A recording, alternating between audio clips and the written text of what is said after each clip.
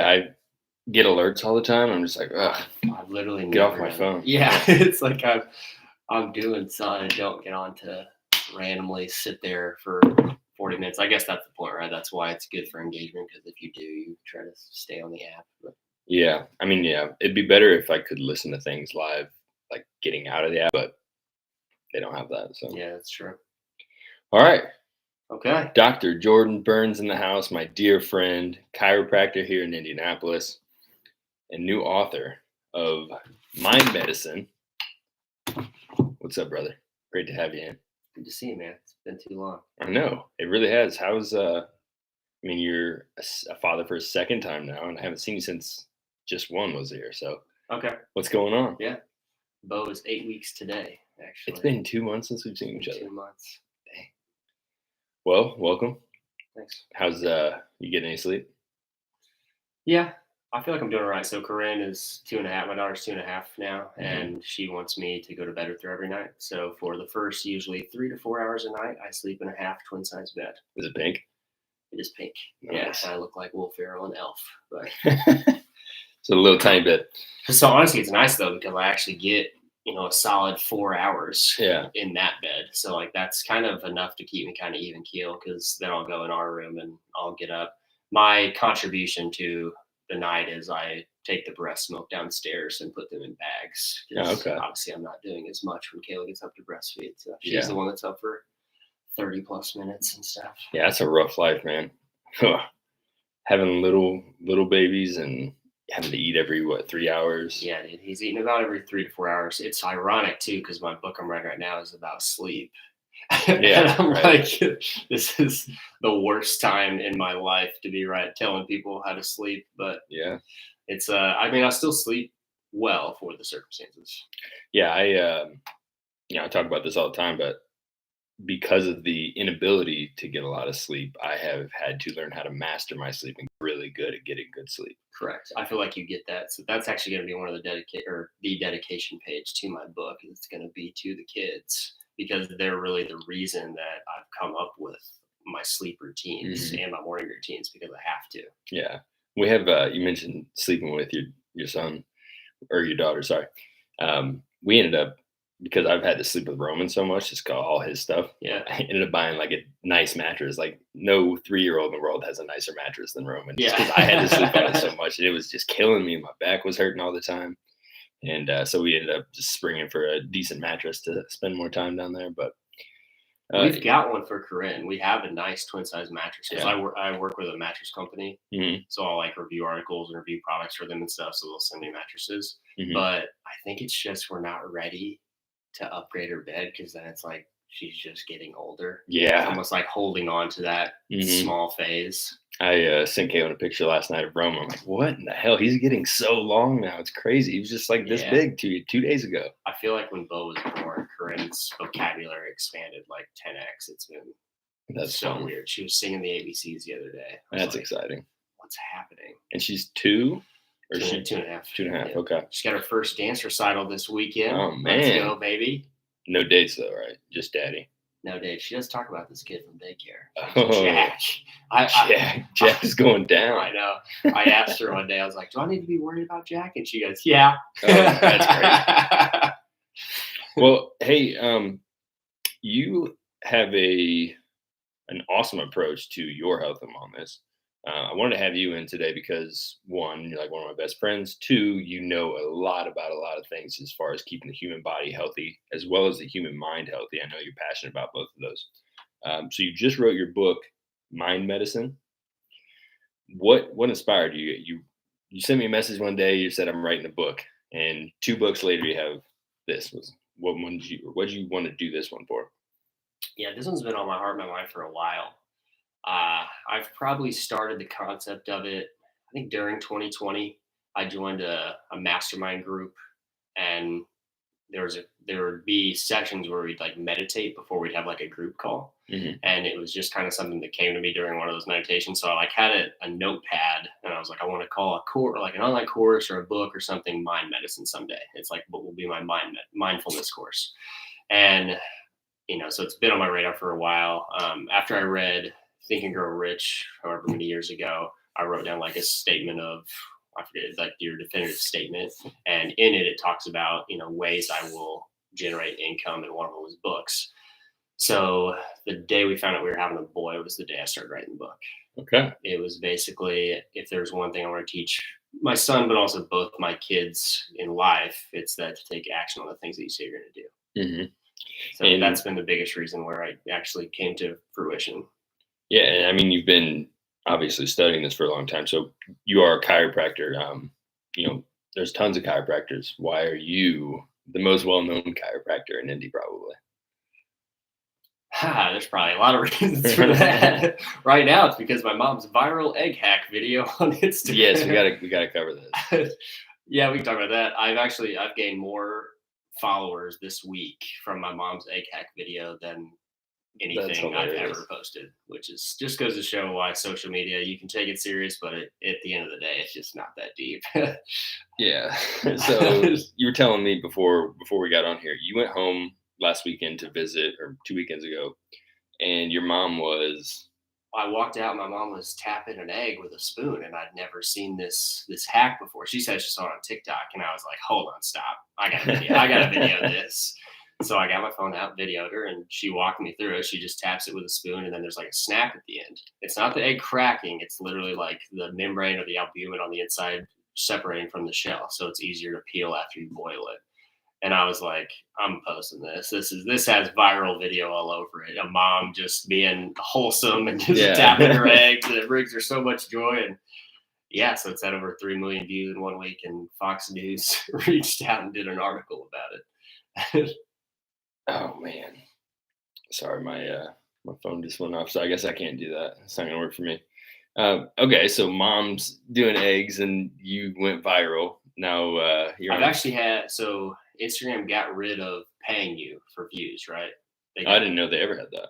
Yeah, they had Reels bonuses. It was the maximum you get was $1,200 a month. Oh, okay. But since they got rid of it, I've had 3 videos go viral in the last 3 months. What were the other ones? The video of me adjusting a bag of Tostitos chips. Oh yeah. That has the most so far. Mom's gonna pass it though. She had 3 million views in a week. I don't know what it's gonna do. And then I posted a video of Jim Gaffigan. He does a skit on home births. Oh yeah, I've seen a skit on home births. Mm-hmm. So since we just had our second home birth, I posted it and just kind of gave my spiel about it. It's a very controversial topic, obviously. Yeah, I didn't realize how controversial it was until the. What's controversial about it? I mean, it's different than what most people do, but why is that? What are people saying? I mean, there's just a lot of people that believe it's completely unsafe and selfish to do a home birth. Really? Yeah. Even for a doctor? They just don't really know. Yeah. Clearly. Okay. And it went well, obviously. Yeah.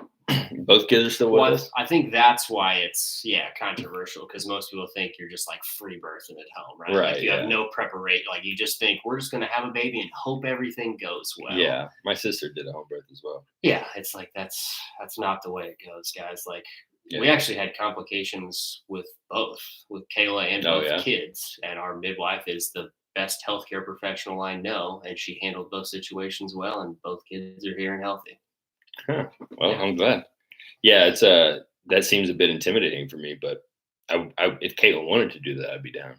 Yeah, for sure. And that was honestly why I made the post. It was more of, this isn't to tell women what to do with their bodies. Yeah. Do what you want. Have a birth at home, have a birth at a hospital, have a birth at a birthing center. This is for the dads out there that have no idea. Mm-hmm. Like I'm in holistic healthcare. So like to me, a home birth is a normal thing with the people I talk to and the people I'm around every day. But it's pretty far-fetched to 99% of people. Mm-hmm. So it's more for the dads out there to understand that you just need to support your wife if that's what she wants to do. Right. And so we'll go back into the healthcare aspect of it. You do a great job of teaching people different ways to improve their health, different ways to live. Like, what are some problems that people your patients come into you for? Like, yeah, I mean, just back pain, or what else? For sure, those are the biggest reasons. I think why my first 2 books are about mindfulness and sleep, because those are 2 pillars of health that people are hurt with: stress and sleep, obviously. So that's kind of why I wanted to start with those.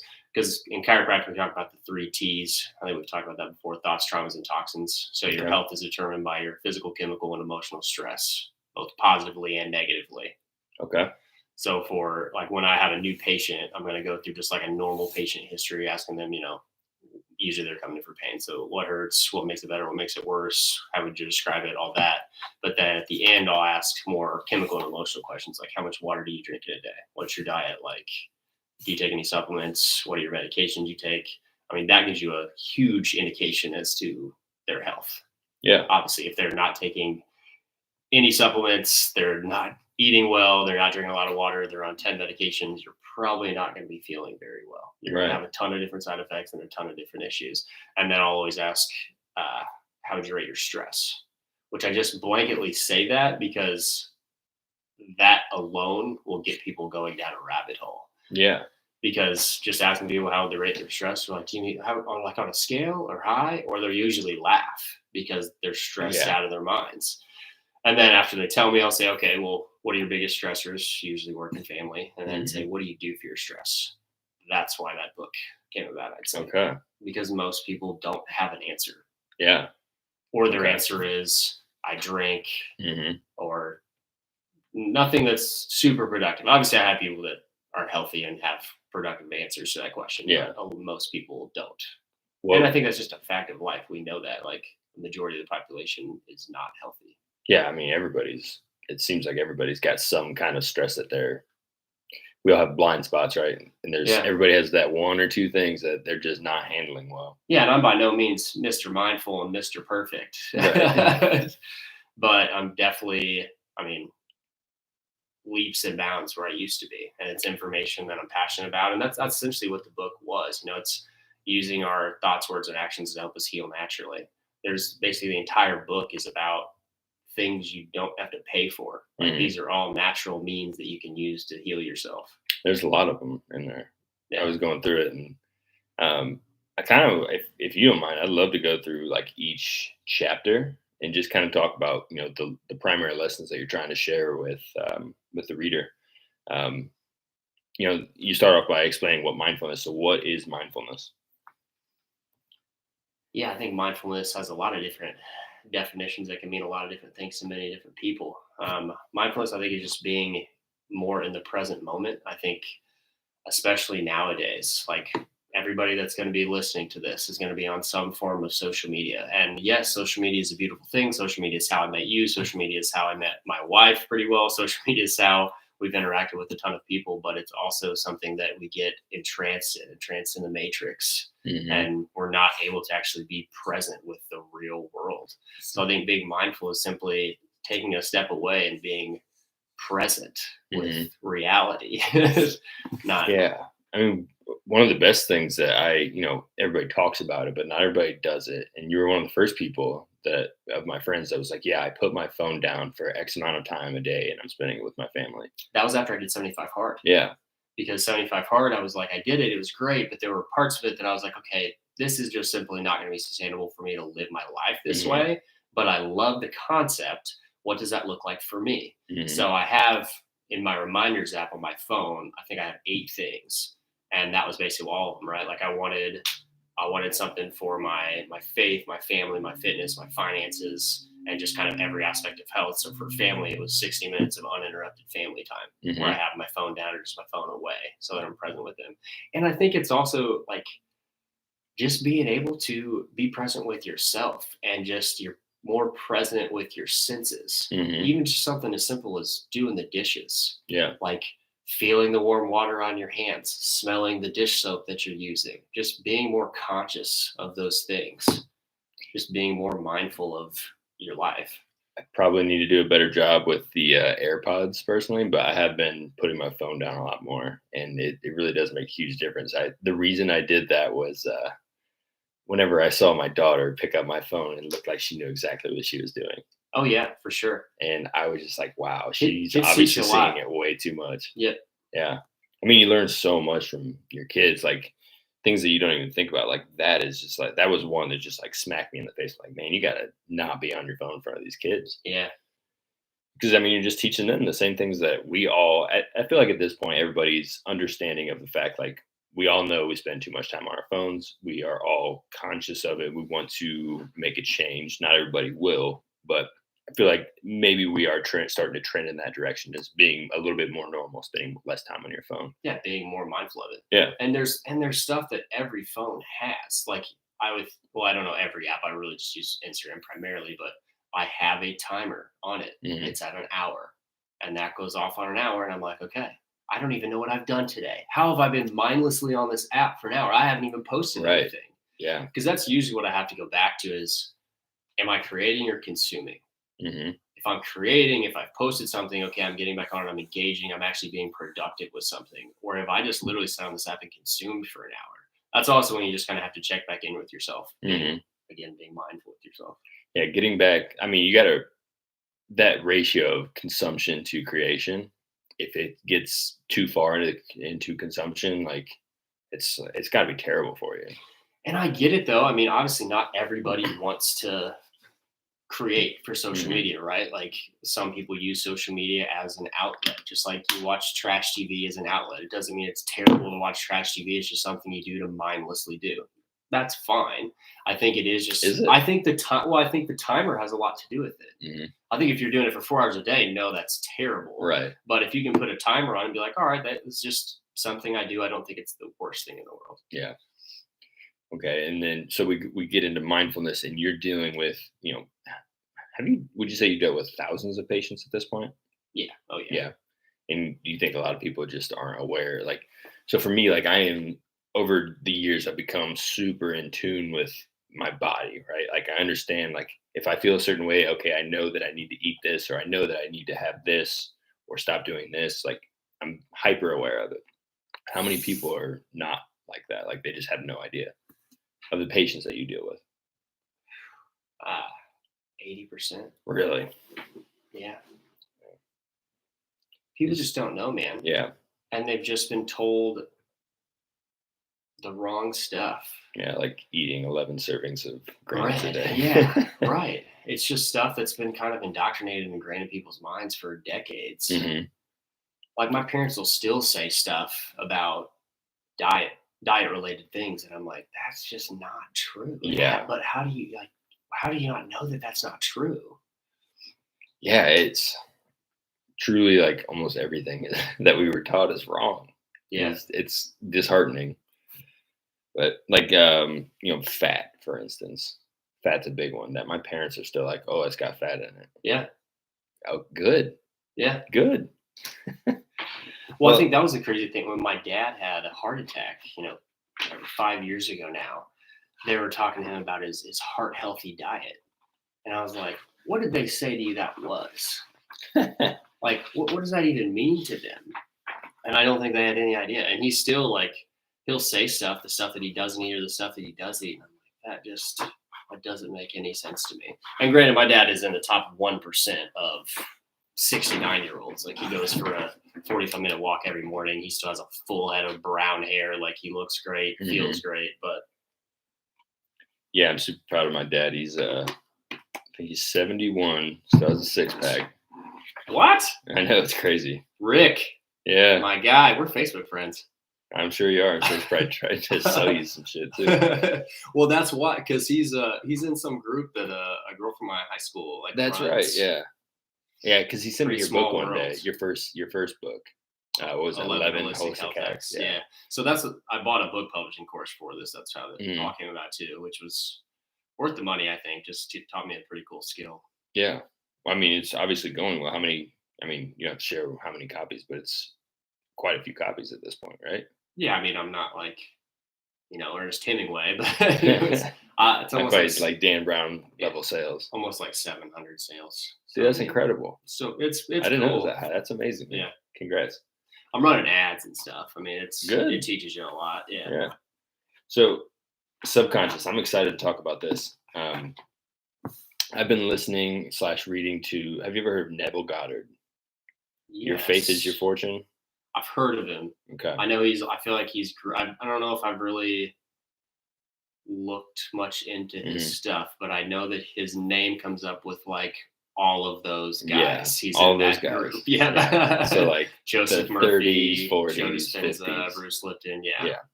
Yeah. So a few weeks ago, I decided I was going to start doing like a microdose regimen. and I microdosed every other day for about 3 weeks, and it was incredible the realizations that I came to, the things that I hadn't worked through from all the stress and trauma we've dealt with Yeah. in our family for the last couple of years, and it allowed me to look at these things. Whenever people like have these explosions, they're really just stuff is seeping through, like steeping through cracks, and you're just trying to hold it in, and it eventually just blows the crack, right? What do you mean by explosion? Uh, like if you have Like an emotional like outburst. yeah, emotional Okay, outburst, right? gotcha. Whenever people aren't dealing with something and they would have an emotional outburst, that kind of thing. Yeah. It's not really been a problem for me.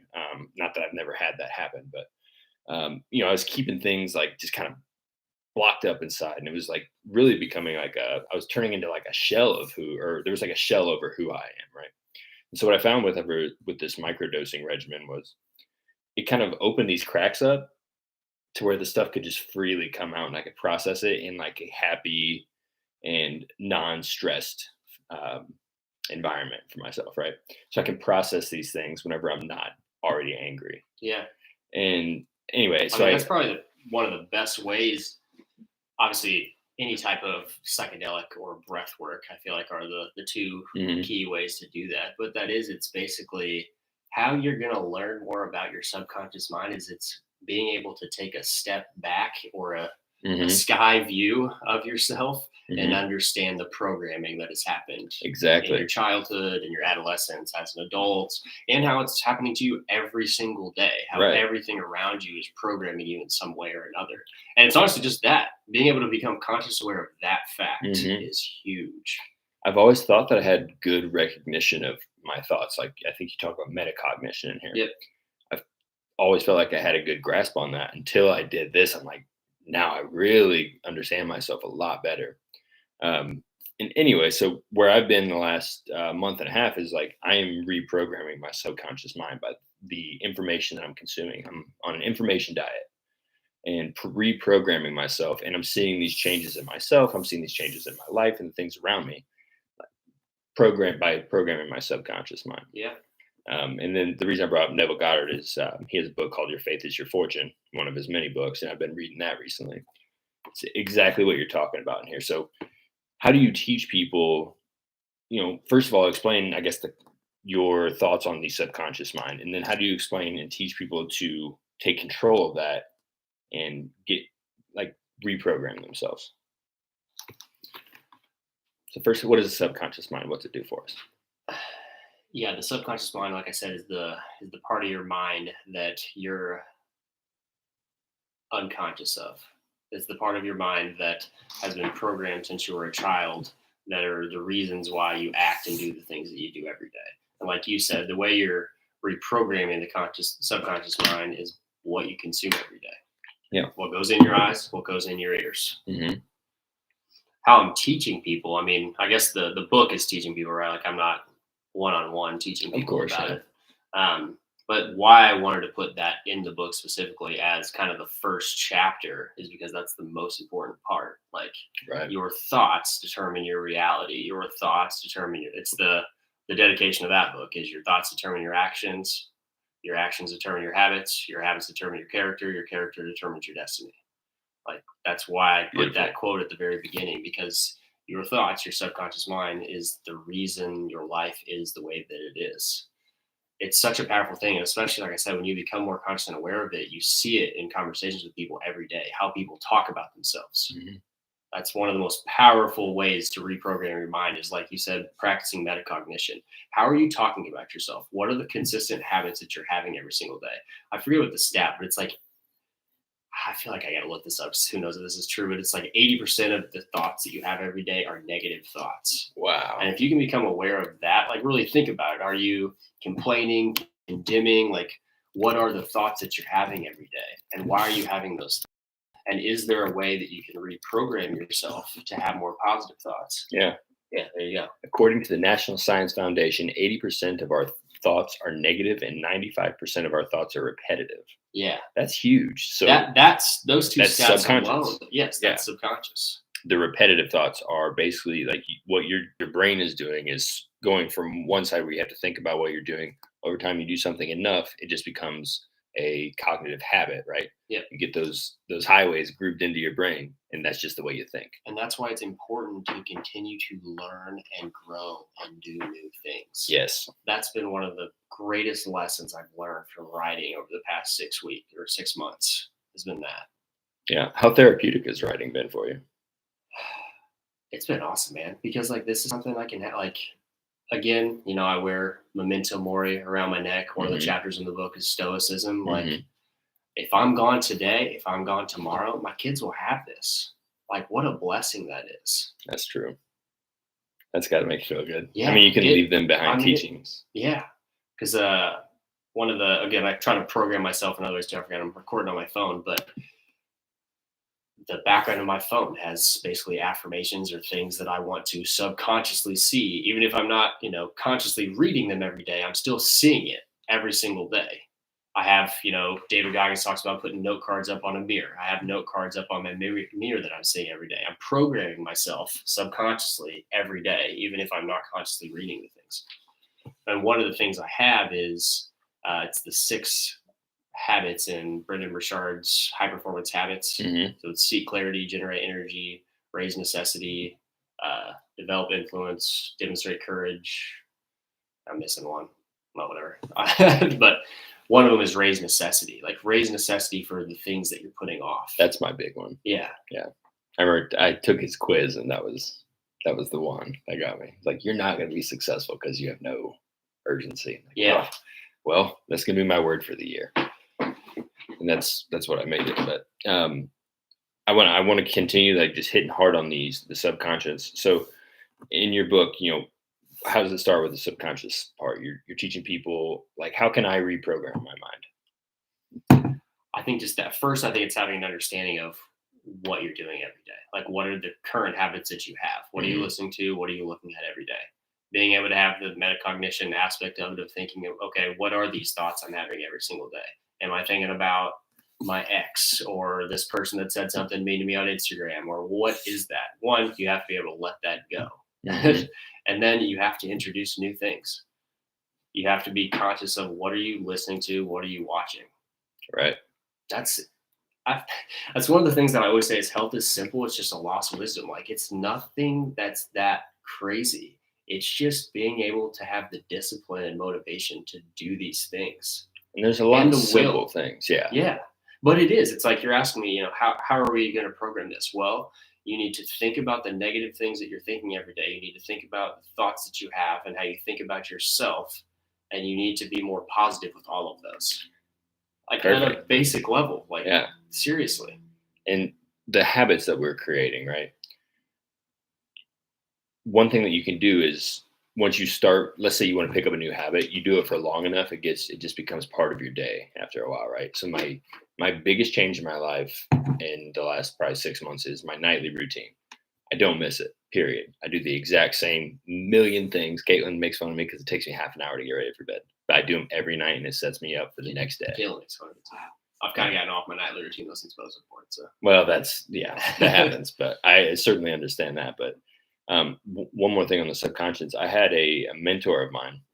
He was talking about, he's very successful, and I asked him, what does it take? This is a long time ago, probably 7 or 8 years ago. He says, you need to understand that the ant feeds the elephant, right?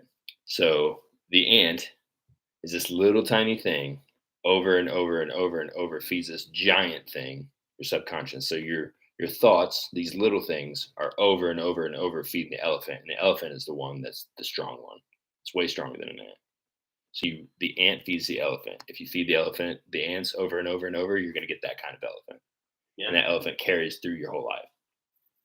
And that one hit me so hard, and I've tried to do a good job of monitoring that my whole life. Sometimes I do great, sometimes I don't.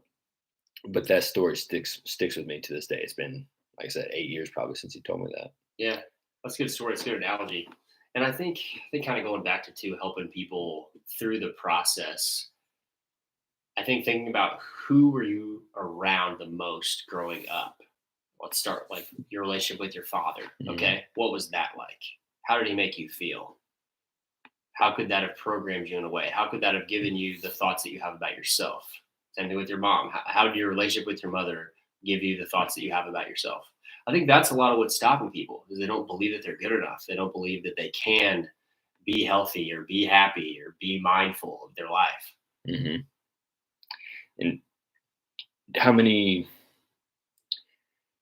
people like do you think are still like not even aware of those feelings that they like? How far back do you think those feelings go? Like, do you think Bo is going to remember right now, like deep inside how you treat him right now? That's Or a how good, is that too far back? that's a good question. When Man. does that process start? I mean, kids technically, right, have memories at 3, Yeah. but it's hard to say. That's tough to say, man. I don't Yeah. know if I'm an expert on that one. Yeah, fair enough. I would think that there's going to be some level of that. Yeah, I feel like I've been programming Roman for years and years, and I it's very evident. 100%, I pride myself on trying to be a conscious parent. Hmm. I mean, I'm looking my kids in the eyes and saying, I love you. Yeah. I'm proud of you. You're valuable. You're Yeah. worthy. You can do whatever you want to do. Like, I want them to hear that, and I want them to hear that from me. Hmm. Yeah, I told Roman from day one, like, listen, buddy, you're gonna have to work really hard, but you're a hard worker and you can do it. Yeah. And he is a hard freaking worker. That kid, he's got a lot of obstacles, a lot of them, but he gets determined. So like every time if he's trying to figure something out, he'll get it.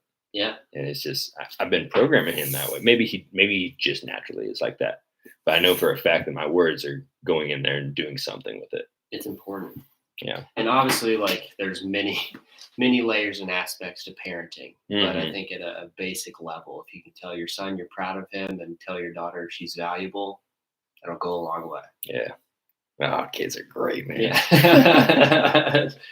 So the next section was that stoicism, The ego. the ego. Yeah. Oh, here we go. Let's go on this one. Okay. The Ego is the Enemy was my least favorite of Ryan Holiday's books.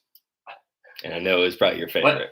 No, it was not my favorite. My favorite's definitely The Obstacle is the Way. Okay, yeah, that one's good too. Because The Obstacle is the Way is what introduced me to Stoicism. Right. Because it was when my dad had a heart attack was kind of that paradigm shifting moment in my life, and me realizing that, oh, the worst thing that ever happened to me was the best thing that ever happened to me. Interesting. Yeah. And there's just, I mean, The Obstacle is the Way is just a classic book, and that saying is a dozen different personal development books that I've read over the years, right? It's just saying that, hey, terrible things are actually good things. Yeah. Failure helps you succeed. Yeah. The people that fail are the people that just don't continue trying to succeed. Amen. It's interesting. I get that in business, or I think about this in business a lot. Correct. Right. I've had 100 different businesses in my life. I wouldn't be able to run a business and support a family and do everything on my own now without having failed all those times. And it sucks whenever you fail. Yeah. But then you just do it better later. And The Obstacle is the Way. That was a big book for me. But back to Stoicism. What is Stoicism? Well, we were back on the ego. Yes, we sure were. Yeah. My bad. You're good. Well, the reason I want to talk about the ego too is I just believe that, again, it's about the thoughts that you have. And the ego is a little more in depth than I was necessarily planning to go. But I just felt that it was an important topic to talk about. Yeah, ego is the enemy. I think I just kind of have a little bit of a jaded view on that book now, just because of how everything went the past couple of years. You know what I'm talking about. I do. It's prevented me from reading all. I did read one of his new books, but I have just the way that the behavior. Yeah, we don't have to go down that road. Not having an understanding for sure. Disheartening for sure. Yeah. But I just kind of want to break down the ego because I think it is kind of misunderstood and misinterpreted, especially when you have a very famous book that says ego is the enemy. Right. And I was like, I don't necessarily think ego is the enemy. I think just being able to understand what your ego is will help you be able to navigate when it comes out. Happened to me this morning. Actually, I thought about this. I'm probably going to talk about that on the podcast today. I was pulling out of daycare today, and I wouldn't even say I pulled out in front of someone, like they had to slam on their brakes. I would say I pulled out and the person sped up. Love that. Trying to show you not to do it again.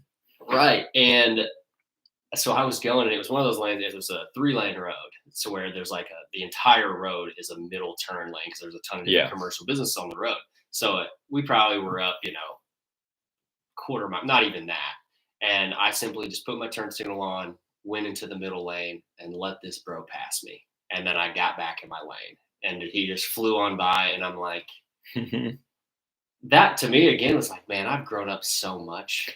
The fact that that's all I did, like, obviously there was definitely a part of me.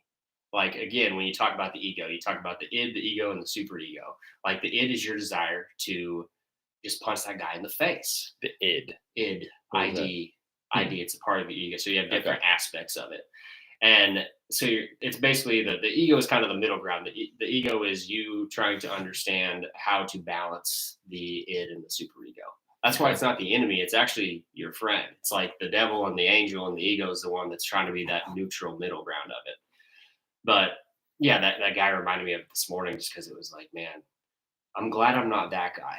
And I never was that guy, but that was definitely something that, I could have easily been a little aggravated by, slow down, slam on my brakes, let him pass, run up on him. I mean, just stuff that could easily trigger you. Oh yeah, that shit still triggers me. Yeah. and I can't sit here and say like I was thrilled by his actions, but it was like, especially nowadays, man, you just never know what crazy person's in that car. So I'm like, I'm going to pull off to the side, let this guy go, and take some breaths. Honestly, a trick that I saw on the Andrew Huberman podcast. We got to shout out Andrew Huberman anytime you talk about health. I saw a funny meme. I'm pretty sure I quoted him on every single podcast so far. It was fun. Have you seen the meme? It was like a pyramid, and it was saying basically how you know if information is true or not. And it was like randomized controlled trials at the very tip top. It was Andrew Huberman said it. Absolutely. But have you seen his hack to be able to calm down in the present moment? Is it the double breath? Yeah. Yeah. Okay. Yeah, I do it every day. Yeah, it is something I did it this morning. I don't do it every day, but I do it if I ever feel myself being anxious or if I feel myself being angry. So basically being anxious or angry. But for those of you that don't know what we're talking about, it is if you're ever feeling anxious, angry, or just feel like you need to be able to be mindful in the present moment. You're not going to go, I need to sit down and take 10 minutes to do a mindfulness meditation or whatever it is. You can do this right now as you're listening to this. You're taking a deep inhale through your nose and then a quick inhale through your nose and then a breath out through your mouth. And it is immediate. It's a fact. When I heard that, I was like, all right, I'll try that. But I mean, that's another thing, again, you can kind of just be aware of like, yeah, that really did help. We've learned a lot about pulmonary function and, dealing with Roman, right? So I believe what's happening there is you're getting rid of a shit ton of CO2 that you're carrying. And if CO2 builds up over time, it makes you more anxious. So we had issues with Roman ventilating his CO2 for a long time. Okay. And so he would just freak out sometimes and just like uncontrollable. And, now that he's breathing better, that doesn't happen as much, but it's largely related to now he has lower CO2 levels consistently. And so getting rid of that CO2 is that second breath really opens it up. I'm sure you know all this. Yeah. The second breath really opens it up and it allows you to exhale all that CO2 that you're carrying. That's awesome. Yeah, it's a good hack. That's one I'm very grateful I randomly saw because I don't really watch a lot of podcasts. I think I follow him, but I was glad that came across my screen that day. I've been on a big Andrew Huberman kick for a couple months now. It's just like so much information. Yeah. I used to not be able to listen to it. Now I'm so fascinated by like, what can I do with my body? Why couldn't you listen to it? It was just too dense. Oh, I got you. Yeah. And like, I love learning about stuff like that, but it was just too dense for me at a time where I wasn't really worried about anything but I mean, he is a neuroscientist, right? So, I mean, a lot of his information is dense, but again, at a very basic level, it's simple. He does a great job. Yeah. I didn't really give it a chance, I don't think. But I listened to him on Rogan a couple of times. I was like, wow, he's something. And then I finally really got into it recently. And it's just, I'm becoming so fascinated by what we can do with our bodies just by a few little hacks. Yeah. Biohacking in general is just like, we have a marvelous piece of machinery here. This meat suit that we have, it's incredible. So I'm trying to learn everything about it. Like I said, I think obviously I feel like not every person, but I feel like a lot of health influencers have, their 6, 7, 8, 9, 10 pillars of health. Mm-hmm. But if you really can develop these are I would say I have 7 pillars of health. Okay. And if you can have a good understanding of those 7 and practice what you preach with those 7, your life's going to be good. That's kind of where my thoughts are with writing. Is I think I'd like to write a book about each pillar of health, but kind of going to see where it Like a goes. series. Yeah. Okay. And then we'll go to father books. Yeah, of course. Yeah. I definitely want to write a dad book. At some point. Good dads need to share how to be good dads. Yeah. I think we need more of that. Like I learned a lot from a few different people just by watching them, what they had to say about fatherhood. And I feel confident that I am and will be a good father. Yeah. And, you have to learn. I had a great dad. Yep. I had an awesome dad, which, sets me up for a leg up in life, period. But it's my job and my duty, and I'm sure he would want me to do this, is to be even better than he was.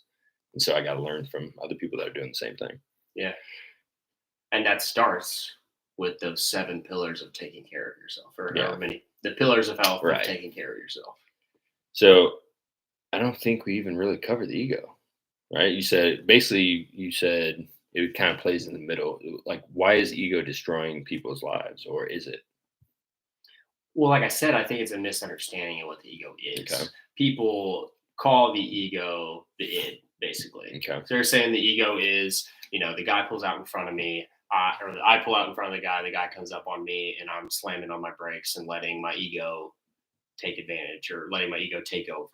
Mm. Whereas that's not necessarily the case. You're letting it's semantics. Okay. I guess was more what it is, but I think just, again, having an understanding, it's why it goes back to the subconscious mind too, of why are you programmed to respond with your id or your ego the way that you're responding to what's happening. Mm-hmm. Yeah, they say judge the size of a man by what makes him angry, and I still haven't gotten past road rage. Yeah. Got a ways to go on that. I think it's just being mindful, being able to just take a second, just being able to, when that happens, take 1 second to pause. But you have to remember to take that second. 100%. Yeah. That's the Instead mindfulness of being aspect of it. reflexive. Yeah. It's being able to, when something like that happens, when something triggers you, when your wife says something that triggers you, when your parents say something that triggers you, when someone comes up on you on the road and something that triggers you, being able to take 1 second can change your life. Yeah. Honestly, there's, Truly. one thing that, not one thing, but a very valuable thing I've learned in marriage is to keep my mouth shut. Because again, if there's going to be, if my wife gets upset with me at something and says something that triggers me, Mm-hmm. what's the best thing for me to do? Not escalate. Not escalate. Yeah. Be able to be calm. Alpha brain waves. Alpha is to be able to be calm in that situation, Mm-hmm. and not react, not continue to perpetuate whatever the fight's about. Yeah. Be able to be calm and respond instead of react. Absolutely. I'm laughing because Kate and I got into it this morning. We don't usually, but we really did this morning. Yeah, it happens, man. It's not like just because you see people on Instagram, they're all lovey-dovey couples, it doesn't mean that they don't fight. It doesn't mean that they don't argue all the time. Those the influencers, like, I know your life isn't as good as you're portraying. Just stop. Can we get to stoicism? Is that next? Yes. Yes, it is. Okay. Well, check. Wait, stoicism for creative visualization is 5. Yeah, that's right. Yeah, stoicism, creative visualization, gratitude, positive affirmations, movement, breath work, meditation. Stoicism. So I have my Meditations by Marcus Aurelius sitting there under that water bottle over there. Yes. About to dive back into that. I haven't read it in a few years. What is stoicism? You have a little history breakdown of the history of stoicism. Can you share some of that? Yeah. So stoicism was back. I don't even remember the date. Can you look up the date? Yeah. What the date was when it started? Crispus.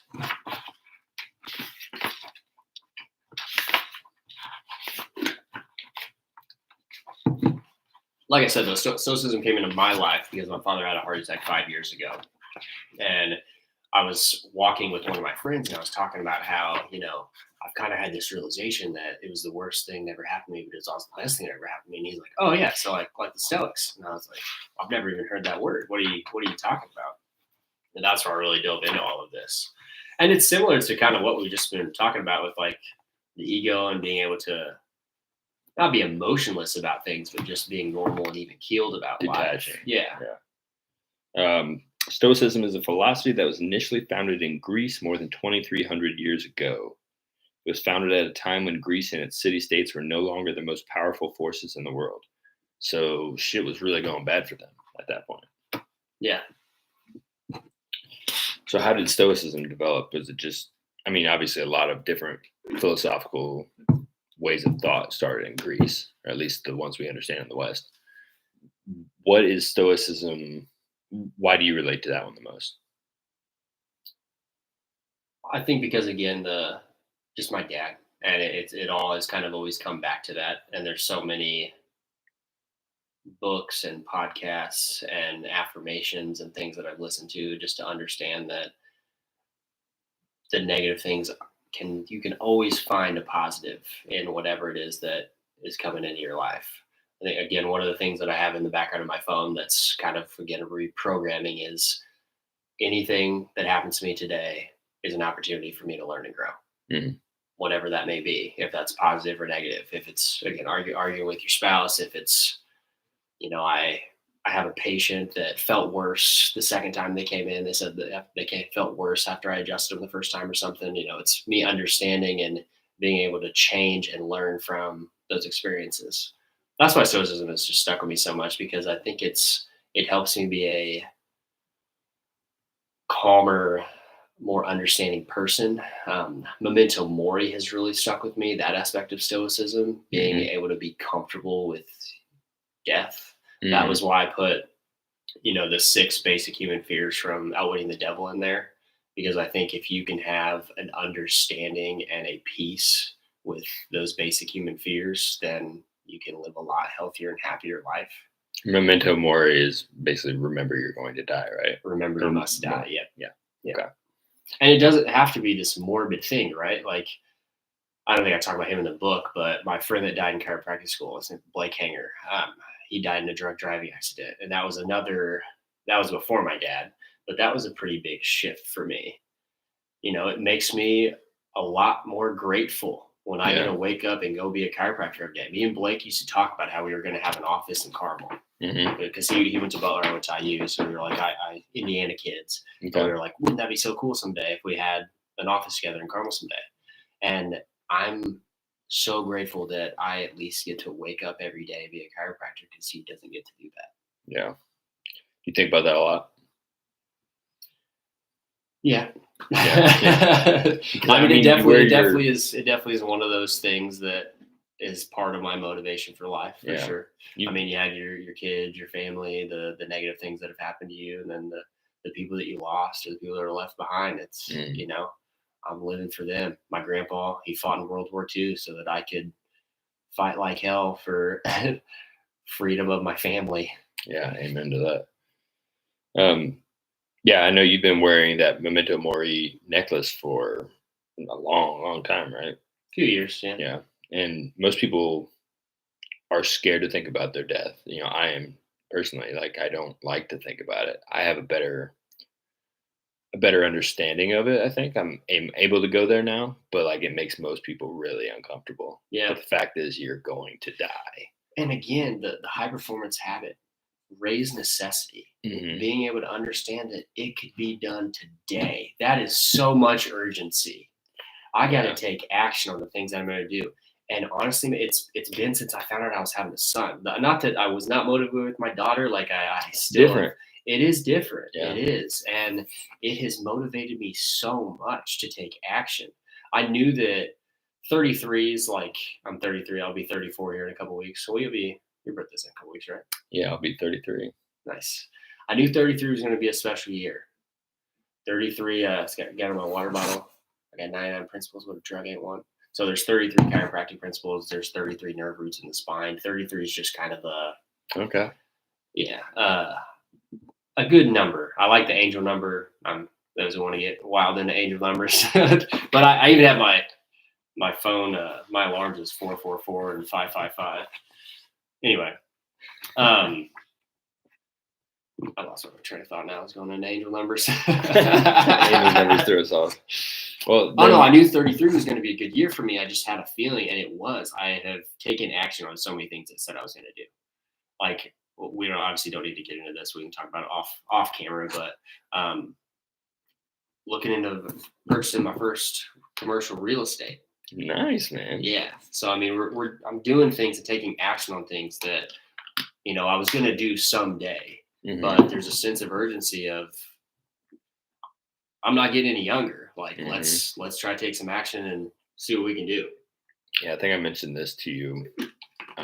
Whenever I had Roman, my boy, I felt just instantly more responsible for what goes on in my life. Yes. Whenever I had Florence, my heart instantly got bigger. Yep. And it was just a huge difference. Like, yeah, I was so motivated whenever Roman arrived, and I felt so much love whenever Florence arrived. It was just totally different. But that's life, right? Like that's the yin and the yang, the balance between the masculine and the feminine. Like it's such a beautiful dynamic. Yeah, we need both, but we're not going to go down that route. Yeah. Today.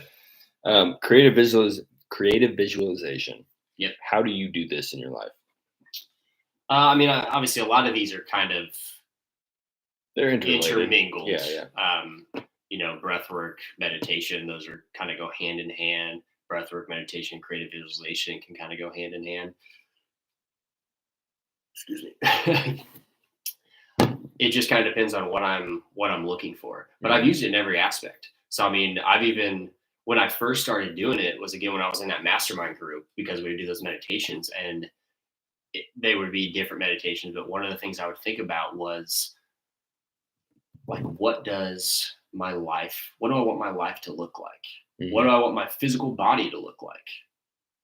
Even just doing that for people, I think would be super important in terms of improving their health. And I'll just sit there and think through it in a detailed manner. What do I want? What car do I want to drive? What does my house look like? What is my family dynamic? What's my relationship with my wife? What's my relationship with my kids? And obviously those are very broad, but like being able to do each one of those would be kind of a separate visualization and thinking about how does my daughter look at me? How does my daughter speak to me? How does my wife speak to me? So you go again, it's going through kind of like what I was talking about with mindfulness. These are all mindfulness techniques, right? So creative visualization, it's being able to feel those senses in the present moment, even though you're not technically feeling those things. I mean, you're still feeling them, right? Right. I mean, like so for example, if I'm trying to think about, how does my body look, what's my ideal body look like for me personally? I'm, even thinking about like sweat dripping down your body. This again kind of goes a little more into maybe a microdosing here doing these things, but having just more of a perspective and being able to dive deeper into that so you can feel those senses. Yeah, I have the same visualization sequence that I do every time. I think you've told me this. Same car. Lambo. Yeah. Same car, same place in the city, same wife sitting next to me, and then pulling up into our house, walk in the front door. I see every little detail of my house. Yeah, and it seems so real whenever I'm doing it. And like, that's why you said you're not really feeling it, but you are. Yeah. It's just like, I don't know the connection. I don't know how to bring that home yet, but I have faith that I will. Yeah. I mean, true confidence is believing in your ability to figure things out. Definitely have that in spades. I think Jordan Peterson has like a new series called Vision is Destiny. And truly, like whatever you envision for your life, if you don't take control of it, you're just going to be on autopilot. And you're just going to kind of go wherever the wind blows you. Drifters and non-drifters. Yeah. So having that vision that pulls you is massive. Yeah. Massive. And mine is, mine has just changed over the years too, and my perspective on all that stuff has changed over the years too. Because I was thinking about this recently. My father-in-law was like, he was telling me how he really liked my house, Hmm. and it kind of stuck out to me because I was like, thanks. It's just kind of interesting perspective because, like, on my drive to work, it's a 10-minute drive. I see some of the biggest, Yeah. nicest, most expensive houses in our entire state Hmm. just on my 10-minute drive. So when I get to my house, So, I don't yeah. think that much. But then perspective and gratitude. If I would have walked into my house as a 16-year-old going to visit one of my friends, I would have said, "Oh, your parents are rich." Yeah. It's like, this is huge. I grew up Yeah. with, like, we had one bathroom growing up that the four of us shared, Yep. Not that we grew up poor by any means, but like my house is significantly larger than the house that I grew up in. But you kind of have a skewed perspective because you're in a neighborhood of these houses and then you pass other houses that are huge. Hmm. But I don't even know where I was going with that Yeah. one. I was having the exact same thought. Like, whenever I was in high school, like I would have dreamed of having the car that I have now. Yeah. I would have dreamed of living in a house this size. I actually even said that recently too because I downgraded cars. Yeah. I had my BMW whenever I was single, and I traded it in for a van when we had Bo. So I took my wife's car. It's a Chevy Equinox. Nothing wrong with a Chevy Equinox, but again, if I was 16 and got the Chevy Equinox, dude, I would be a baller. I would be so pumped about this car. So it's all about perspective. That's why I put gratitude in there too, because it's like, dude, I get it.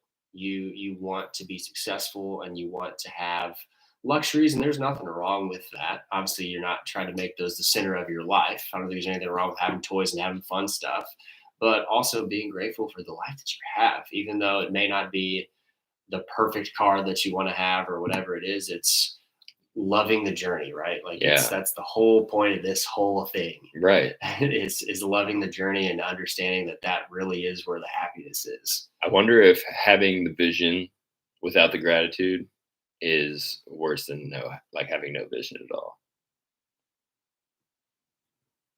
Interesting. Like, I wonder if like I would you'll say never get to no. that vision. Okay, how about that? I wonder if you can even get to that vision without the gratitude in the present. Hmm. I mean, I'm sure plenty of people do. There's plenty Yeah. of. There just has to be some. To me, there's just some disconnect there, where it seems pretty miserable if you can't have gratitude in your pursuit of whatever you're pursuing. For sure. Being able to take a step back and understand that, yes, you're not where you want to be, but you've come a long way from where you were. Right.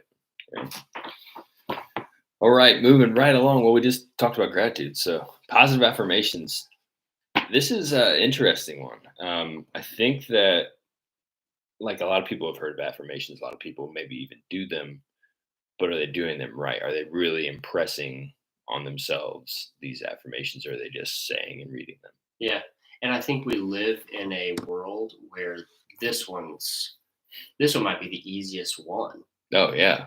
because all you have to do is get on YouTube, get on Hmm. Audible, whatever. Like, I want positive affirmations for wealth. I Get a want positive notebook. affirmations for health. Well, no, I'm saying you don't even have to do anything besides click play. Oh Like, yeah. you don't have to write down any of it. You don't have to do anything. You just have to put it in your ears. Mhm. Again, reprogramming your subconscious mind with these thoughts. Because I think most of it stems down to how you feel about yourself. Hmm.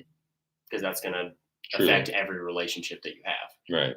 I mean, it just becomes who you are eventually. Yeah. So if you can reprogram how you feel about yourself with positive affirmations. Do you see, for me, if I'm just listening to positive affirmations and not like really meditating on them, it's not doing anything. Okay. Do you disagree? Do you think just putting it in the brain, it just eventually? Oh, I think there's levels to it for sure. I think Okay. being more mindful, like you're doing it, is a way better way to do Right. it. I usually like to do it on my morning walks. Yeah. I'll either See, listen to a book or listen to affirmations on my right. morning walks because I'm also walking at like 5 o'clock in the morning. I forget. I want to say it's one of Joe Dispenza's book. He talks about the best time to kind of program your mind is at like 4 a.m. or something like that. So it's Hmm. a little past that, but Wonder why. yeah, I'm not sure. I can't remember, but Kind of I feel like I've heard that kind of a before. yeah, it's kind of a random fact. We should look up what that Yeah. is. Yeah, it's a very interesting What's one. the best time of day to program your mind? This is like Joe Rogan, man. It's great. Yeah, I'm not as quick as Jamie.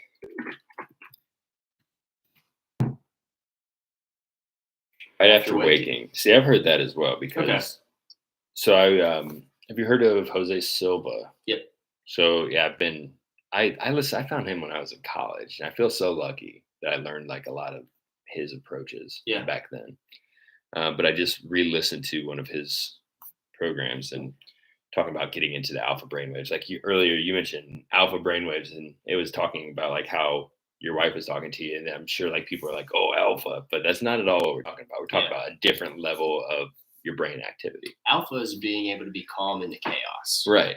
Yeah. So right now you and I are probably in like beta brainwaves, right? Yeah. And so we're very alert, all that stuff. But alpha is what it allows you to be more receptive. Yep. Right. So yeah. Anyway, best and they're talking about doing that work in the morning, right when you first wake up, because you're more likely to stay in that. I've seen that. I've heard the 4 a.m. thing though before. I just don't know where I heard it. I'm pretty sure it's in a Joe Dispenza book. Best time to program your subconscious. Yeah, so I do before I go to sleep more than in the morning. Yeah, because I forget that's either Joe Dispenza or Bruce Lipton. They say that where even just this simple habit, when you wake up first thing in the morning, say thank you. That's Dave Meltzer. That's his biggest thing. Is it? Yeah, before you go to bed and right when you wake up. If you do that for 30 days, right. I promise you, your life will be changed. Okay. But most of you won't do it. Yeah. We got to meet him. I think about that day all the time. It's pretty funny. Yeah. And Josh. Haven't seen Josh in a while, but I need to catch up with him.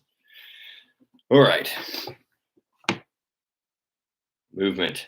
This one's huge. So I want to start off with something I heard Huberman say is you can't change your thinking with thinking. Best way to change your thinking is with your body. What do you think? Yeah, I think that's totally accurate. I think actually look up the quote that I put at the beginning of that chapter. Yeah. That basically sums up, I think, that statement. Yeah. So maybe he got it from you. No. Consciousness is only possible through change. Change is only possible through movement. Aldous Huxley. I need to read some Aldous Huxley. I don't know if I do. Oh, really? Well, I've heard like plenty of great things. Well, no, I know. But yeah, I think one of the best ways to, again, the book is called Mind Medicine for Pain Relief, Stress, and Anxiety. Mm-hmm. One of the best ways you can improve pain relief, stress, and anxiety is by moving your body, if not the best way. Right. I mean, that's what yoga is for. Yeah. Right? I mean, it's been around for thousands of years. It's almost like a moving meditation. Yeah.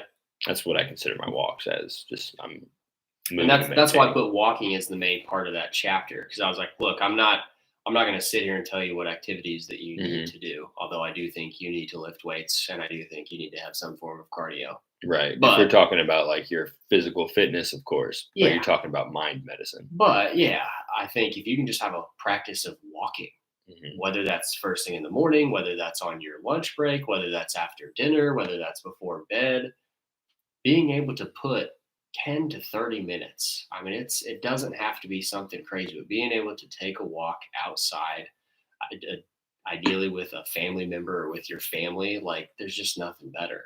Yeah. Again, it's one of my favorite habits that my dad has is the fact that he wakes up and the first thing he does, he goes and walks for 45 minutes. That's the best. Yeah. It's such a simple thing. But again, he's a 69-year-old that's still active, still moving his body. And that's going to be something that is important for his health. Because I have plenty of patients that are 69 years old that are done. Yeah. That's sad. It's super sad. Really that old. Yeah. Because I mean, I have the fortune and misfortune of seeing the compound effect of people's daily habits every day. Yeah. especially when it comes to movement and activity. I have patients in their 70s, 80s, and 90s that found an activity that they loved, whether that was yoga, whether that was running, whether that was swimming, whether that was walking, whatever it was, but they continued to do that movement every day. And now they're still active in their 70s, 80s, and 90s.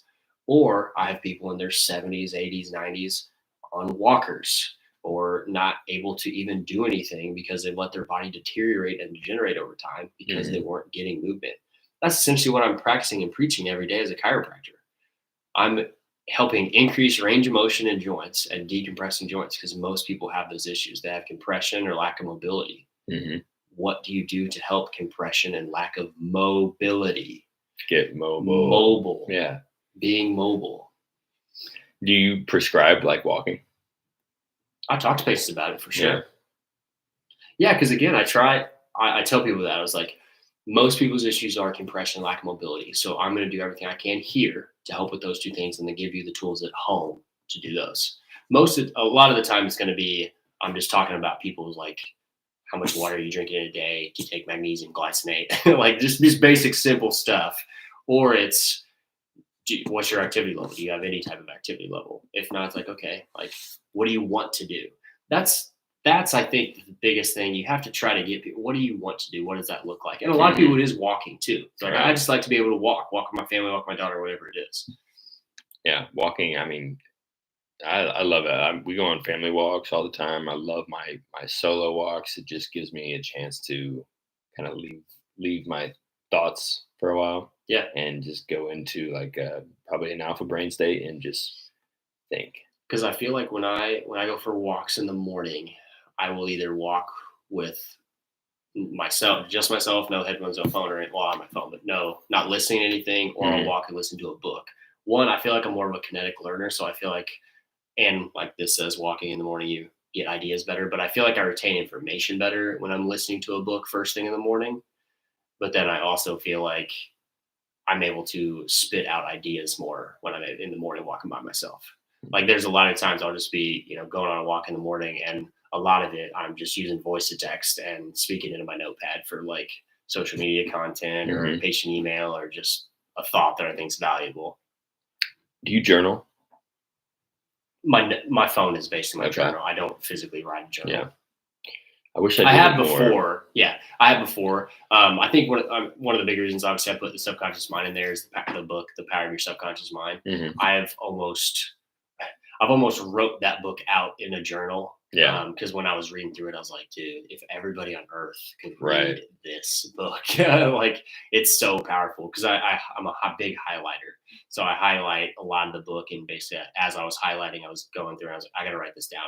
This information needs to sink into my subconscious. So it is definitely a better practice. I mean, being able to actually physically write down and see yourself writing it down is good.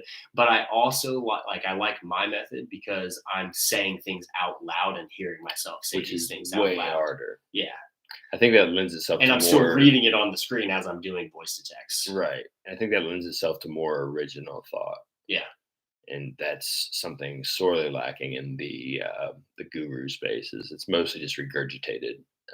Whenever you have people that can kind of read something, learn something, and then repackage it as something that they originally came up with, that's better than somebody just like quoting over and over. For sure. To me. Yeah. It seems more helpful. Yeah. Because there's a lot, I mean, like you said, there's a lot of, I feel like, huge accounts that are that. Yeah. They're just like tweets that are just famous people's tweets that they're putting their stamping their name on. Yeah, it drives me nuts. Well, we have meditation, and one of the things I saw in the meditation chapter was hold up. We skipped breath work. Wasn't that part of? It's move, breathe, meditate. Shout out to Dr. Brett Jones. Oh, we sure did skip breath work. My apologies, sir. My apologies. Breath work. How are you bringing this into your life? I think, obviously, from Andrew Huberman, from the book Breath, the book Sleep by Nick Littlehales, there were probably 4 or 5 different resources that I was getting nasal breathing from. And then I actually saw a tweet about how when you nasal breathe at night, you don't have to wake up to pee. you seen this? I've heard of it. Yeah. Yeah, it works. Really? I've literally never woken up to pee since I started doing mouth tape. And I was nasal just going to strips. ask you mouth tape. Yeah. Yes, I've gotten to the point where I'm only doing mouth tape. I'm not doing nasal strips. Okay. Yeah. You saw my nasal strip when you got here. Oh yeah. I got these strips and they're wonderful, but they're so sticky. So if I'm literally pulling my face off if Oh, I'm yeah. taking it off in the morning. Yeah, I guess just for me, it's like I'm pretty conscious of trying to breathe through my nose throughout the day, Mhm. and I feel like the mouth tape is sufficient enough for me. So I Mhm. just kind of stopped using the nasal strips. But breath work is arguably the most important aspect to health because, again, Really? I think so. Okay. Let's hear it. I think it all starts with the breath. What's a better way to calm down your nervous system? Right. Most people, again, are living their life in this Agitated. sympathetic state, and there's not a better. Literally, we talked about it earlier. What was the one thing we did? It was Huberman's thing. It was breathing, it was Mhm. breath work, being able to be conscious and aware and control your breathing and your breath. That's it. So I think this is related. The vagus nerve. Yep. How much do you I don't understand that much about it. Can you maybe explain a little bit of it? I know I need to look into it, but I just haven't. I understand its importance in health, but that's really all Yeah, I it's got. huge. Actually, there's a lot of studies done that have been about chiropractic, about how chiropractic influences the vagus nerve and how chiropractic does actually help with. Obviously, I have a belief. I don't need a study to tell me that chiropractic Right. helps with all the systems of the body, but the Right. vagus nerve is something that actually affects the systems of the body. So being able to, an upper cervical adjustment, the vagus nerve runs through there. It's your 10th cranial nerve. So an upper cervical adjustment can affect it, which means that it, in hindsight, can affect every system of your body. But being able to basically calm down your vagus nerve is a big aspect of health. Mhm. How do you do that? Just breath work? Do you do ice baths? Yeah, so one of my 8 things on my reminders on my app is a cold shower. Okay. I've been thinking about buying an ice bath. Honestly, Same. there's one that's, I want to buy a nice one, Mm-hmm. but I also just don't want to spend $1,000 on a nice one. I mean, $1,000? That's pretty cheap for a nice one. Well, I guess like the cold plunge is like $5,000. Yeah, I'm not gonna buy one of those because I'm gonna put it in my backyard. So Yeah. I want just like the barrel one that's like Yeah. 1,100. Oh, okay, the ice barrel. Yeah. Yeah. So I feel like cold showers are fine. I think just doing something to shock your system and giving you some form of resilience every day is a positive. Because usually I just take a normal shower and then I'll turn it cold for a minute. You're tougher than me. Whenever I do cold showers, I have to jump in. It is already cold. Like if I start warming and then go cold, I'm just fucking miserable the whole time. Oh, interesting. So I actually switched because I think the opposite. I think it's a lot tougher to do that. Yeah, maybe. I think it makes it more miserable. Because you have to, you know that you're about to step into something that sucks. So there's that mental resistance of stepping into the shower. Yeah. For me, it's like I'm already turning the shower off. I just stop right before it goes off. Yeah, I don't know. Maybe I like the idea of the resistance in the beginning and then just doing it. And then, like, whenever my time is up, say I do 5 minutes, like whenever I do phase 1 and 75 hard, Yeah. 5 minutes. That's what I did whenever I did phase 1 of 75 hard. I would step in and it'd be cold. Okay, yeah, that seems way better for me than So there was one time I almost passed the out. misery. Oh, really? Yeah. So that's why I switched it too. Okay. Because, and I don't know if it was, again, I think it had a little bit to do with my vagus. I think it had to do with how you're doing the shower. Mhm. Like if you're letting that thing hit the back of your neck cold for 5 minutes, that can mess you up. Yeah, well, that's what because that's what I did, and then I changed it super hot immediately, and I was like, man, I'm kind of lightheaded. Like, I had to actually like put my hands against the shower. Well, aren't you supposed to do it against the back of the neck? Yeah, like it's a positive, but I think 5 minutes is, again, I was that was also my introduction to it.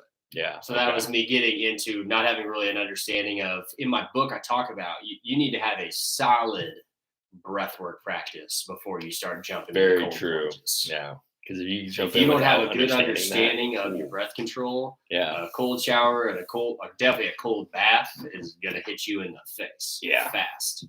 Cold tubs are never easy. Right. Like you can practice them a lot and still be like, okay, I'm. Yeah. Yeah, those first like I think what is it like 20 seconds or something? I think there's like a 20-second threshold for like your body to create a thermal layer, and that first 20 seconds is just ugh.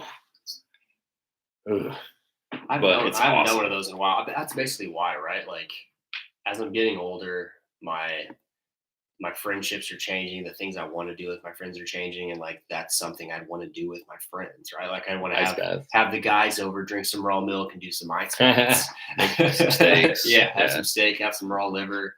Yeah, we should have a carnivore release day. Okay, Just barefoot, steaks. and then we got to be able to go to somebody's house to be able to sun our balls. I got a fence. Okay, cool. Yeah, I use red light therapy on that. Nice. Are you doing any of that? The only time I've done that, I've just been inside through a window. Oh, okay. Yeah. No, I mean, you ever do? Oh yeah. Sun of my balls, everybody. Yeah. You I'm try talking it. I'm down to try everything. I'm talking about. Yeah, have you ever done red light therapy? Yes. I don't do it regularly. We have a class 4 therapeutic laser at the office, so I use that on a lot of stuff. Fair enough. Yeah, I use that on my my jewels every day. Nice. First thing in the morning. I read my book, blast my balls with some red light. Yeah, I love it. But so what else on breathwork? Well, yeah, we kind of got off topic there. I think being able to be more conscious and aware of just breathing through your nose throughout your day is going to help calm down your nervous system. That's, I think, easiest habit to try to implement. The breath work hack that we talked about, Andrew Huberman, being able to take a deep breath in through your nose, quick inhale through your nose, and then a breath out through your mouth. The mouth tape, I definitely feel like that practice alone has improved the quality of my sleep tenfold. And I would have not considered me having bad sleep before. I just feel like I am well rested. I can function from that 10:45 to 4:45, that 6-minute window. That's about as little of sleep as I think someone should get, but I function very well and highly at that threshold. Yeah. Because of nasal breathing. Interesting. I think. Yeah, because again, it's like anything. You have information, or a formal education about a topic, but there's still nothing better than the lived experience, whatever it is. Absolutely. It's like you can call this shit hocus pocus. Like you can say, well, again, I don't have a ton of lived experience. Usually, there's people that don't do any of that, right? Yeah. But it's like, okay, how am I going to know if I won't pee during the night if I do nasal, or how will I know that I'm not going to pee during the night if I do nasal breathing? If I don't try. That's interesting. What is the idea behind? Like, why would that happen? I think it's just the fact that because being in more. We'll have to look that up. Yeah. Jamie, pull that up. So. Because I was going to say, I was like, well, nasal breathing puts you in a more parasympathetic state, but that's your rest and digest. Well, I guess just the rest aspect. Gotta be something with like something with contracting your bladder. What a bunch of nerds. What? Why should you not tape your mouth shut at night? It's not for everybody. Yeah. We definitely need to practice I've had some people like, I did it. I woke up with so much anxiety. Oh, yeah. It's because you can't breathe. No, for sure. There's again, like you need to do breath work before you start doing cold showers. You probably need to assess a few different health issues if you can't breathe. Like if you need to be doing this if you actually can breathe through your nose during the day. And going to the bathroom at night. There's something on this page here. Sorry for the listener. This is always for nitric oxide levels. I bet that's why. For nasal breathing. Oh, you think that's why?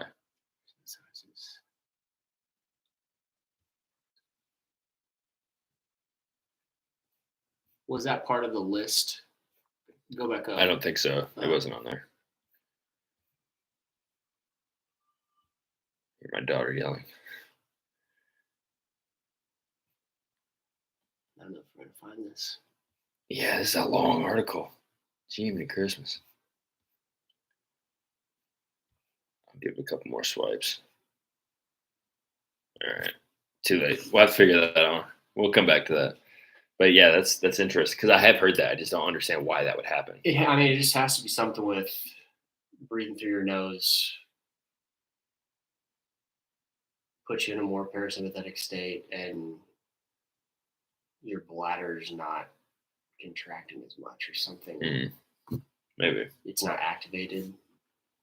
So I heard you mention you take magnesium glycinate. Are you taking that at night before bed? Yeah. That's what I take it too. I added glycine, just straight glycine. I saw that actually. Dude, well, it's funny because like I said, I'm writing a book on sleep, and there's obviously no book that anybody writes. That's another thing. Being able to get past to being able to complete projects is realizing that, it's never going to be perfect. It's never going to be like all the information about mindfulness in one book. Look how much REM sleep I got last night. Down at the bottom there. Nice. It's insane. 3 hours of REM sleep in 6 hours. That's awesome. I woke up. I get that your body might be making up for not getting enough REM sleep recently. I get that almost every night. So I started taking glycine. Okay. It's crazy. Yeah, but I saw that because one of the chapters is about supplements. Yeah. And it's like, where do you start and where do you stop? There's so many different ones you could put. My supplement budget is ridiculous. Yeah. I'm spending so much money on supplements, but I feel fantastic. Because I think for most people, it's just giving them kind of basic information. And it's like, okay, you're not doing anything. Where do you start? Let's try here. Where do you start? I think magnesium, so honestly, I don't even take magnesium glycinate every day. Oh, really? The only supplement I take every day is creatine. Okay. And that's probably more for selfish vanity reasons. Oh, you think so? It's good for your brain, though, right? it helps improve cognitive function. Yeah. Yeah. But I feel like I just like the way it makes me look and feel. Yeah. More than anything. Yeah. I do hope it makes me feel more. I guess it's not just vanity. It's increases my energy, increases my strength. But right. It just aesthetics are important. Makes my body feel good. Yeah. I will never be shamed into not caring about my aesthetics. Yeah. My aesthetics matter to me, and they just make your way easier in the world. So that's where I stand on that. But yeah, I take creatine every day. I've been taking algae oil every day too. Like I don't miss that. I guess I do take Element T packets kind of every day too. So that's what's in that? Sodium, potassium, magnesium. Okay. They're just low electrolyte packs. I usually get a chocolate one and put it in my coffee in the morning. Nice. Yeah. What would you tell somebody that's, just your everyday person that's not into supplements, not super into health and fitness? What supplements should they take? Just like a basic person trying to get started. Just like someone that's trying to get a little bit healthier. Like, where would you start in the supplements? Again, I guess I would talk to them more about, they're called supplements because they're supposed to supplement stuff you're not getting in your lifestyle and your diet. So again, you can say everybody needs vitamin D, or you can really try to prioritize getting outside. That goes back to what we were talking about, going for a walk outside, making sure you get up in the morning and getting sunlight in your eyes. Like just being able to get sunlight in your eyes and on your skin, huge part. But vitamin D would definitely be one. Obviously, that plays a huge role in the immune system, plays a role in many things, skin health. I would say fish oil or some type of supplement that's going to be an anti-inflammatory, just because the amount of people that I have that say I pop ibuprofen or Tylenol every day for you name the issue. Yeah, it's like, I won't touch that stuff anymore. Yeah, for sure. I absolutely have to. Yeah, I have had one pharmaceutical product in the last probably 7 years, and it was Imodium. I had an upset stomach. Belly tummy ache. 8 days. Oh, I was going on a bachelor party. I was like, I can't be the guy that's ruining the bachelor party, so I gotta take drastic measures. Well, we have meditation. Yeah. What one thing that I really love was the body scanning, and I think that's an incredible way for anybody to get more in touch with their body. What were the other approaches they have? Or let's start with what is a body scan meditation? Well, this kind of goes back to creative visualization. I guess that's might be the way that I use creative visualization the most, is when I'm doing breath work and meditation and doing a body scan of what parts of my body am I feeling. A big part of health is listen to the whispers or you'll be forced to listen to the screams. Like, your elbow's a little achy or the bottom of your foot's a little achy. You have a mild headache today, whatever it is.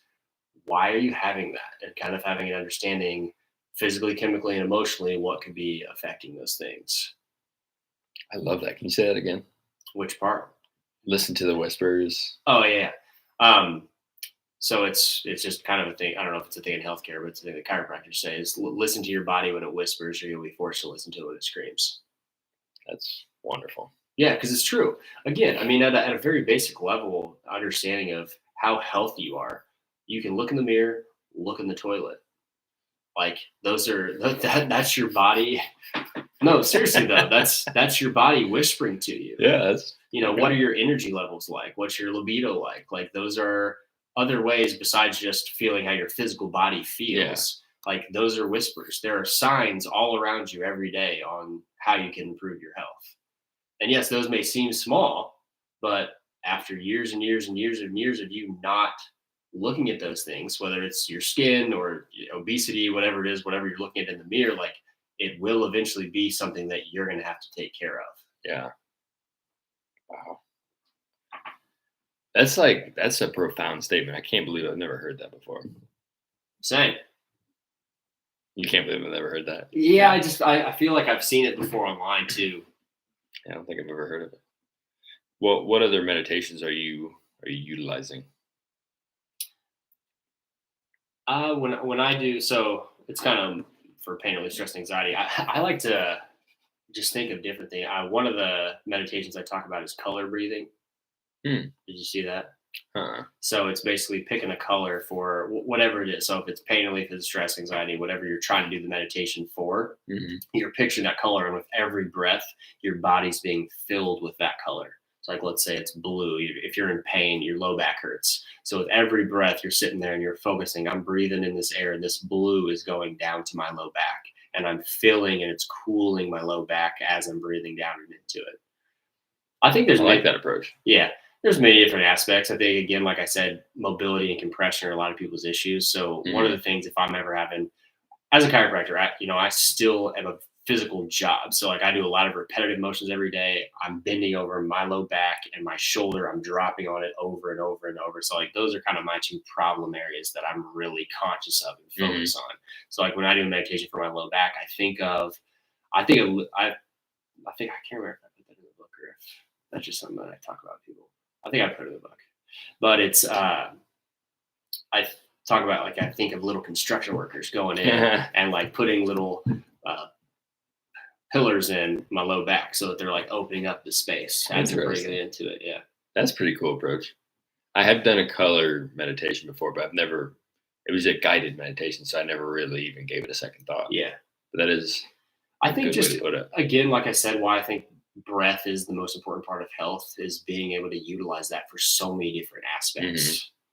Like I'm breathing in and I'm picturing my breath going to whatever the area is and helping that area heal. And again, I think a lot of the stuff that I'm talking about, a lot of people that Neville Goddard, Joe Dispenza, Bruce Lipton, all these people, like we don't fully have a full understanding of what this stuff's doing. Right. Like it doesn't mean that it's not helpful. It really is fascinating. And there's no downside. That's why I keep bringing up, I do all these things, even let's say something is woo-woo. What's the downside? If there's no downside and there's a potential upside, that's a great bet. Yes. That's one I'll take every time. And that, some of these things might be up that, there's science that says that red light on your balls increases testosterone, but I don't know. I haven't tested it. Yeah. But there's no downside. For sure. And again, it's, like I said, a formal education is important, but lived experiences is far more important. Yeah. Like I have a patient, she's 25, has a plethora of a diagnosis sheet. She's got a ton of different autoimmune diseases, neurodegenerative issues, like a lot going on. And me just talking with her, she knows more than the majority of her doctors. Like her diseases that she has and the issues that she has are like these specific things that these doctors maybe learned in grad school. Right. but we're not experts on by any means. So like she is far more well versed in a lot of these things than these people that had a formal education. But we're going to take this person with a formal education's word for God when it's like they don't know as much as this 25-year-old does. She has the lived experience with it. Yeah.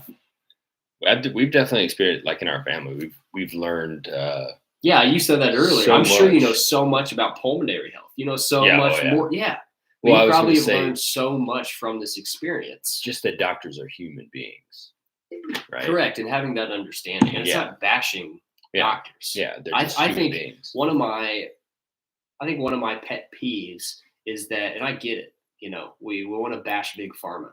I'm Mhm. not saying that big pharma is great. It's not. Big pharma sucks. But understanding that there's little pharma, that's your neighbor, that's your friend, that's your family member, and they are just normal people that care and do want to help you. Yes, there's indoctrination and bias in school, and you can't deny that.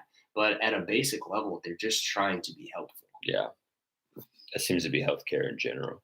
I would posit that healthcare workers, even though they got shit on the last few years just for TikToks and all that stuff and different things that happen in culture, every single healthcare worker that I've ever met just wants to like take care of people. Right. Can't get any better than that. Yeah, they're a human. The majority of them are good humans with good intentions. Mm-hmm. But, well, brother, we are an hour and a half. I'd like to keep these at an hour. We've talked for an hour and a half. Yes. So I want to wrap this up, but where can people find your book? Where can we follow you? I love this conversation, and proud of you for writing these books. I can't wait for the next one. Thanks, man. Primarily on Instagram at Dr. Jordan Burns. Both my books and future books will be on Amazon and Audible. All right. And are you going to read one? So Come on, we've been talking about this. No, so I went home last weekend and I listened to my book in full length for the first time. And it was just like, dude, I got to read this. Yes. And for right now, I'm going to have somebody else narrate just because it's quicker and easier for my time. But there were just the way he said some words. He misspoke on a few things. Oh, I'm sure. And yeah, there was just, obviously, I'm sure people would listen to it and not know right. It's not their book. But yeah, I mean, as I was listening to it, I was like, yeah, I got to do it at some point. Yeah. I got a microphone you can borrow. Yeah. I messaged you and a couple other friends that have mics, and I was like, so what's the process? How hard would that be? I'm sure it's not hard. And there's a video in my book publishing course about how to narrate it yourself. I just haven't watched it because I wasn't planning on doing it right now. Well, I'm glad you're going to give it a shot at least. I will. It'll be a good lesson for me too, just to be able to like slow down because I'm a pretty fast talker typically. Yeah. So being able to like slow down and really talk normal. Everything. It'd be hard to listen to your own voice for that long, but I think that was part of my block too. Yeah. Was as much as my family and friends obviously want me to narrate this book, what does my voice sound like to a normal person? Versus, like, would they want? Am I a good narrating voice? Mm-hmm. I don't know, but I also always appreciate when authors read their own books, regardless of if they're good or not. Like, have you listened or seen Alex Hormozy's whatever $100 million deal? Or I have the book, but I don't have the audio. Is it $100 million? Yeah, $100 million deals. Yeah. You know, I don't think he's necessarily the best narrator in the world. Yeah. But obviously, hell, Ryan Holiday, another example. Yeah, love and respect the book and him. Yeah. So. Well, I'm gonna wrap this up, but I appreciate you coming. Let's not let it be 2 months again. Yeah, sounds good, man. All right, man. Thanks. Okay. I gotta pee so bad.